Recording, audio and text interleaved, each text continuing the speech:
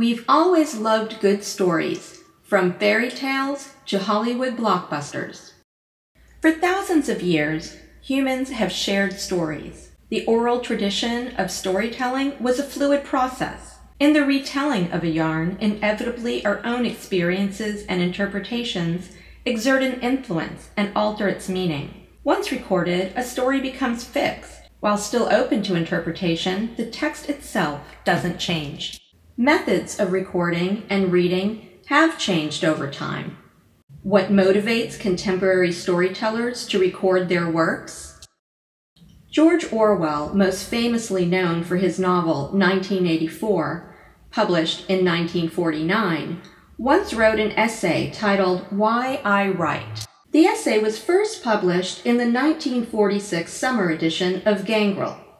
In it, he theorized that in addition to the need to earn a living, there were 4 great motives for writing: sheer egoism, to satisfy one's own needs; aesthetic enthusiasm, to share an art form; historical impulse, to record facts; and political purpose, to alter ideas. During the summer of 2011, 2 conventions were held, which attracted hundreds of contemporary authors: Authors After Dark in Philadelphia and DragonCon in Atlanta. Authors there were asked one simple question: why write?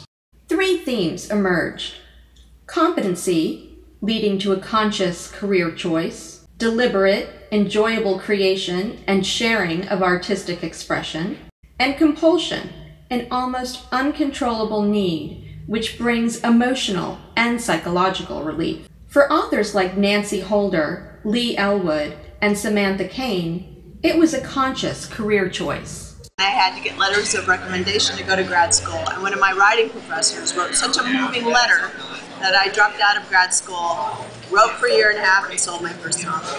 I had been told by teachers and friends and my parents that it's something that I do very well and have always done very well, and perhaps it is something that I should do as a career. I taught high school for 10 years and I don't want to do it anymore. Some facts about the writing profession. According to the Bureau of Labor Statistics, writers and authors held about 151,700 jobs in 2008. 70% of those writers and authors were self-employed. The median wage in 2010 was reported as $55,420. Most authors are paid a royalty or a percentage of the book they sell. 8% is typical for a print book, 10% for a hardcover, 25% for a digital book. Some authors get an advance, which means an advance against expected royalties. Over 200,000 books are traditionally published in the U.S. every year. Less than 1% will ever receive bestseller status. 7 out of 8. That's how many of Charlaine Harris's books were simultaneously listed on the New York Times bestseller list. Charlaine, whose novels were adapted for the HBO series True Blood, is a rock star among authors. 9 years ago, she sold Dead Until Dark for just $5,000. For her latest 3-book contract, which included Dead and Gone with Penguin, Charlaine was paid a 7-figure advance. Although she's definitely a career author, Charlaine is driven more by the desire to create, using something she deeply loves, the written word.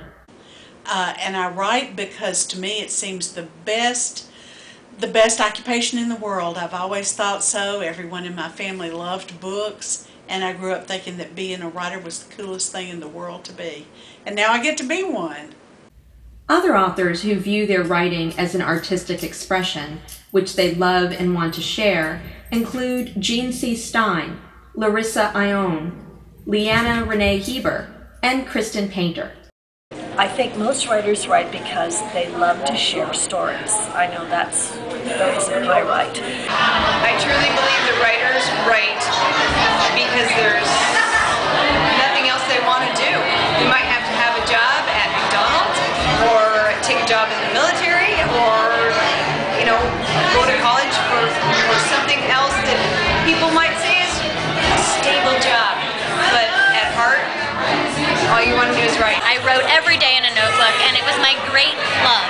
It's something that I would do even if I wasn't paid for it, and I'm blessed enough now to have this as my job, so it's really a dream come true. I think writing is a great way to express yourself, but I think it's really, really cool to know that you can entertain a lot of people with the words you put on page. Sue Monk Kidd, author of The Secret Life of Bees, says on her blog that whenever anyone asks her about writing, she talks about Measure and Madness by writing teacher Leon Sermelian. Sermelian suggests that writing fiction should be a blend of those two things. Kidd says, "One way I induced madness was to leave my desk in order to sit on the dock overlooking the tidal creek behind our house and engage in a stream of reverie about the story." For some, the writing isn't so much a matter of calling or tapping into the madness as it is quelling it. A famous quote from Lord Byron, "If I don't write to empty my mind, I go mad."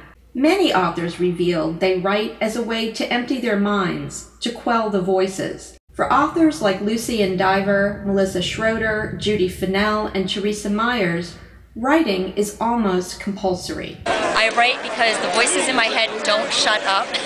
Why write? Because there's voices in my head? It's cheaper than paying a therapist to listen to my stories. That's a heck of a lot more fun. I like how you have a reason why you write. I just have people in my head talking to me.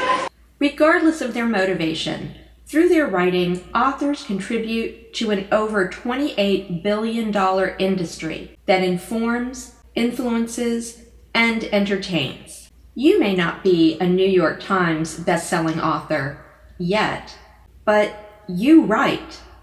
Why?